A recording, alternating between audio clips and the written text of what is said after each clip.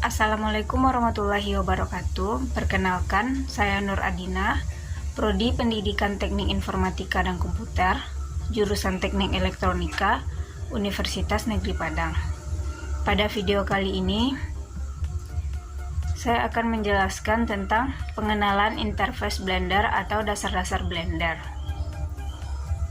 Langsung saja kita buka aplikasi Blender. Di sini ada layar splash screen. Pada bagian atas terdapat versi Windows. Pada bagian ini terdapat untuk membuat project baru dan membuka project yang telah ada sebelumnya. Yang pertama ada 3D View Windows. Ini disebut juga dengan viewport.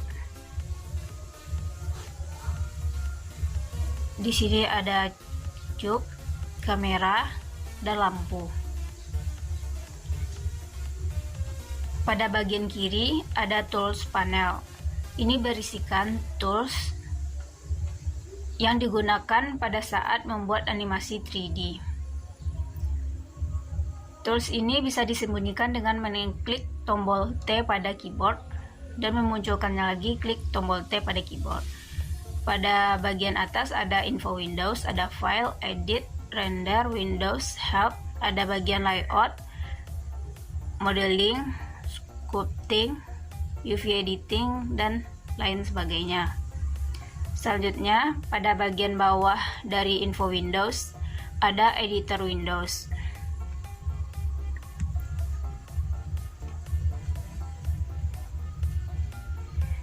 Ada Editor Windows, ada Object Mode, View, Select, Add, Object. Kita cobakan pada Add untuk menambahkan objek. Kita pilih Mesh, kita pilih Plane, kita pilih Cylinder, maka objek akan ditambahkan pada 3D View.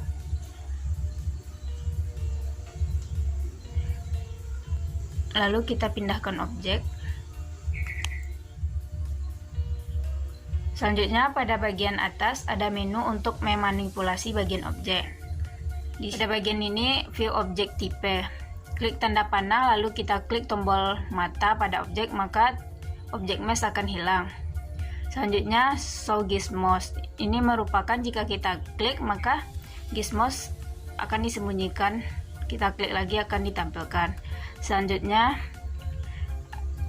ada Show Overlays.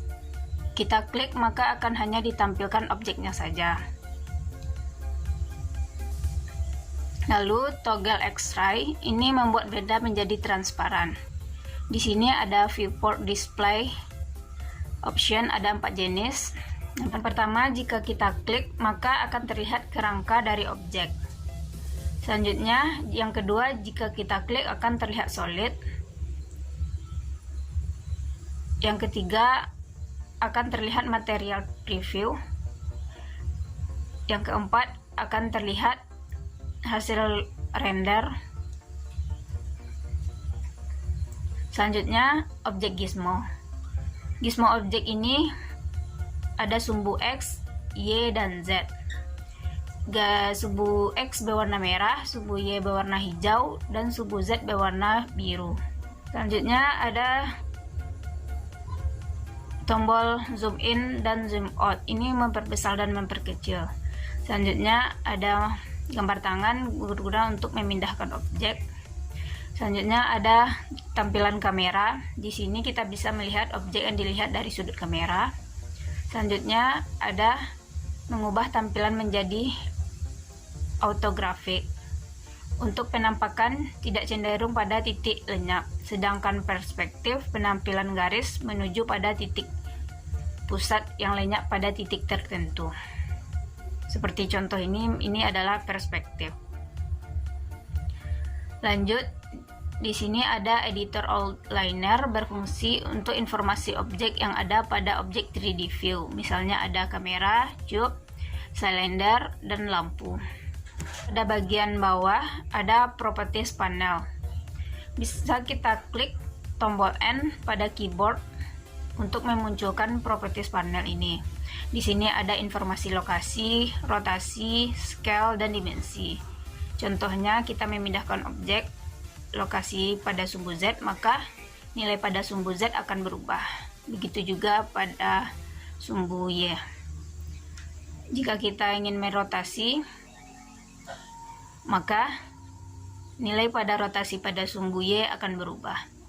Di sini terdapat informasi yang ada pada objek. Selanjutnya pada bagian bawah ini terdapat timeline. Ini berfungsi untuk membuat animasi pergerakan pada objek yang akan kita buat.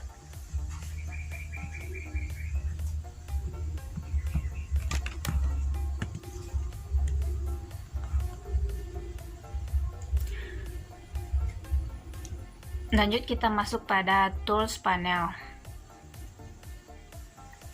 Pertama select box untuk memilih objek yang akan kita edit.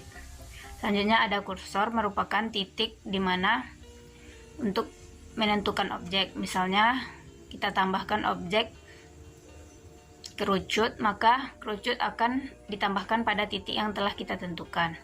Selanjutnya move. Move ini berfungsi untuk memindahkan objek. Jika kita ingin memindahkan objek pada sumbu tertentu, kita bisa mengklik garis berwarna biru untuk sumbu Z, Y untuk sumbu, garis hijau untuk sumbu Y, dan garis merah untuk sumbu X. Untuk memindahkan ke segala arah, kita cukup mengklik tanda petak pada kerucut. Selanjutnya tombol rotasi. Tombol rotasi ini berfungsi untuk merotasi objek atau memutar objek. Jika kita memutar pada sumbu X, kita klik garis merah. Ke sumbu Y, kita klik garis hijau. Terhadap sumbu Z, kita klik garis berwarna biru.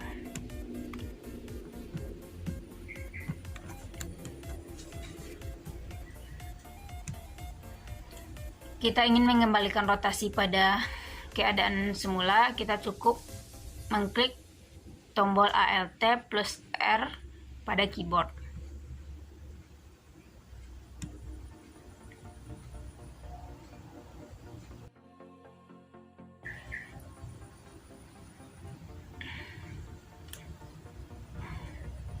Selanjutnya tombol scale. Tombol scale ini berfungsi untuk memperbesar atau memperkecil objek pada sumbu tertentu.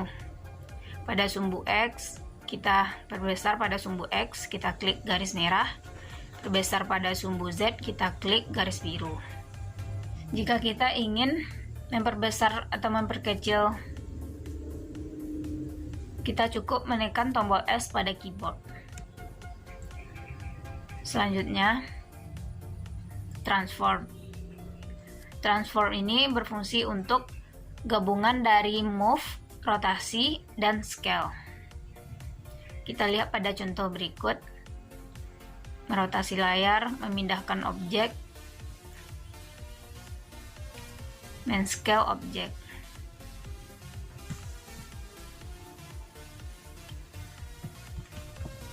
Selanjutnya, kita akan mengubah objek mode menjadi edit mode. Kita bisa cukup menekan tombol tab pada keyboard. Pada bagian atas ini ada vertex, garis, dan face atau sisi. Pada vertex atau titik, ini merupakan titik pusat dari sebuah objek. Kita bisa menekan tombol extrude untuk menambah atau memperluas objek titik. Selanjutnya, garis. Ini merupakan garis atau tulang rusuk dari sebuah objek. Kita bisa menekan tombol extrude atau tombol E pada keyboard. Maka objek garis akan diperluas atau ditambahkan. Kita tekan tombol E pada keyboard. Misalkan kita tekan sisi, lalu kita tekan extrude untuk memperluas objek atau menambahkan objek sisinya. Lalu kita tekan tombol I untuk mempersempit objek atau memperkecil objek. Lalu kita tekan extrude tombol E, dan inilah beberapa fungsi dari tombol extrude dan intrude, tombol E dan tombol I.